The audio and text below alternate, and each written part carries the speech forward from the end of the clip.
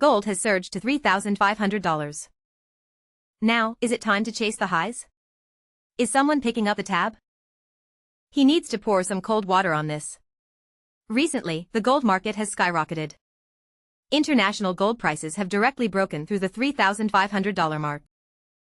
Domestic gold futures have also risen to 800 yuan per gram for the first time.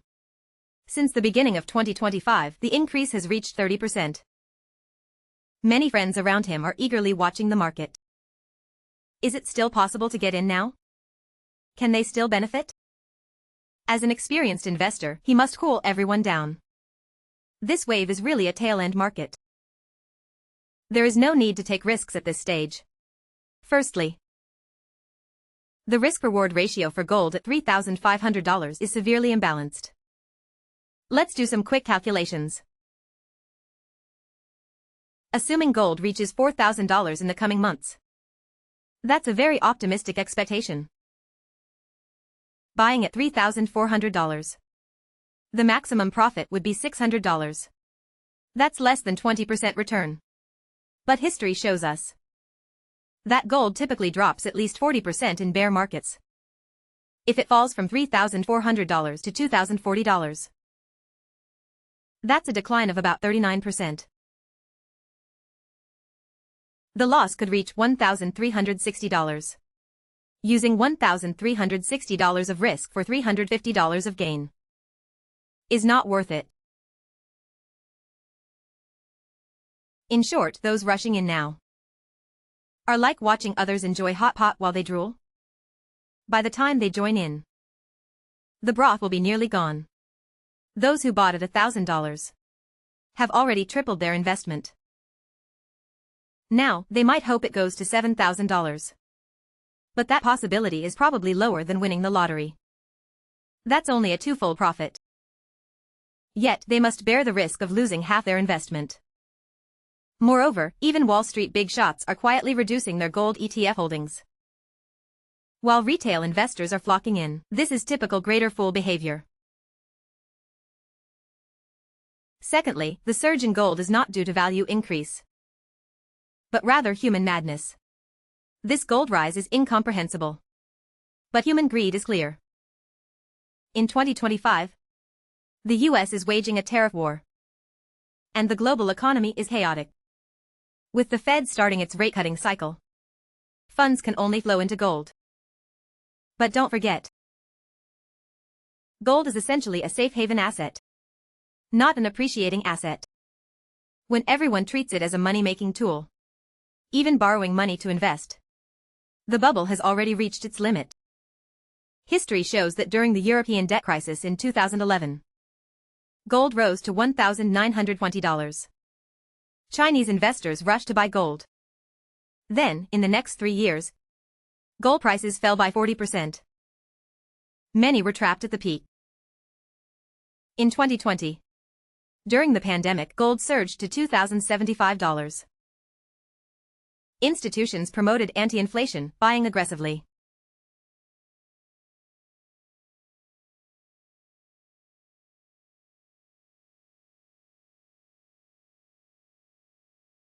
But then, in 2022, the Fed raised rates, and gold dropped back to $1,600.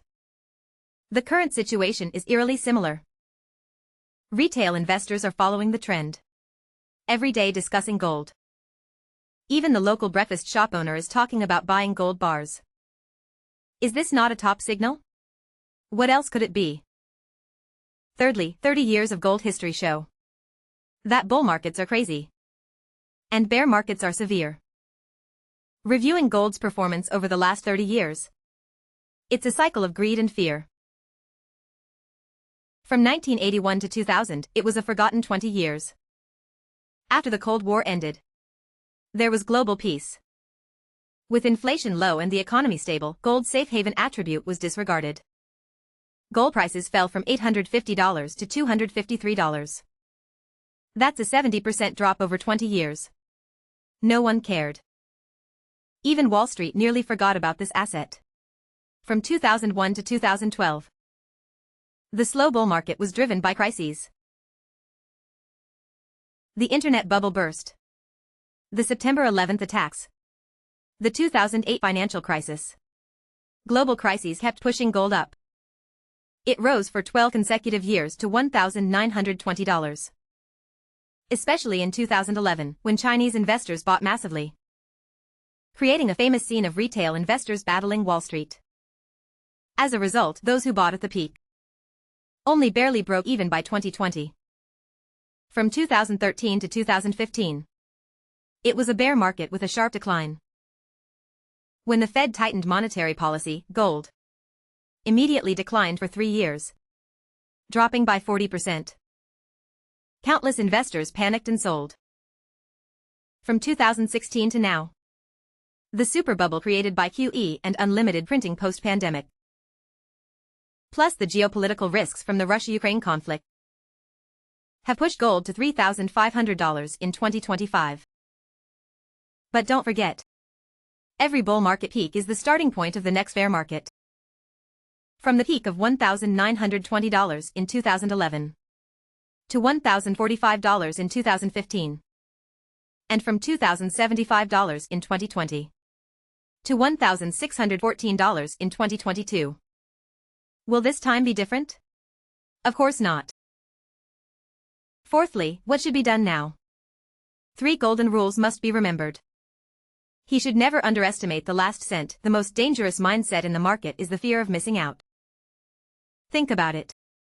When gold rose from $1,000 to $3,000, he didn't buy it, but when it reached $3,500, he wanted to buy. Isn't this chasing the market? The truly smart investors started positioning themselves when it was below $2,000. Now, they have begun to profit gradually. Let's clarify the nature of gold. Gold is not a stock. It does not generate cash flow. It is not real estate. Its utility value and price fluctuations are driven solely by risk aversion. For example, during geopolitical conflicts, or when currencies devalue, the price rises. Once stability returns, it falls harder than anyone else. Now, central banks worldwide are hoarding gold, but they are diversifying foreign exchange risks. What is a retail investor doing joining the frenzy? Secondly, be cautious of expert hype. Recently, various gold analysts have suddenly emerged, talking about $4,000. Not to mention $10,000. But if you look back at their historical views, you'll find that when it was $1,000, they were bearish. At $2,000, they talked about high volatility. Now, at $3,500, they suddenly become bullish. This hindsight commentary should be taken lightly. Do not take it seriously. Lastly, here's a saying for everyone. When the antis at the market start discussing gold, it's time to leave the market. Gold can rise like a rocket, but it falls like a free fall. Additionally, bear markets can be very long. The peak in 1981 took 9 years to recover.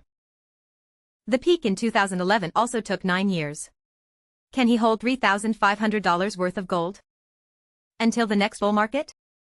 One must remember, true investment opportunities are never the ones that everyone sees. They often hide the most dangerous traps when everyone is chasing the hype. Let others chase the gold rush. He should only profit from what he understands.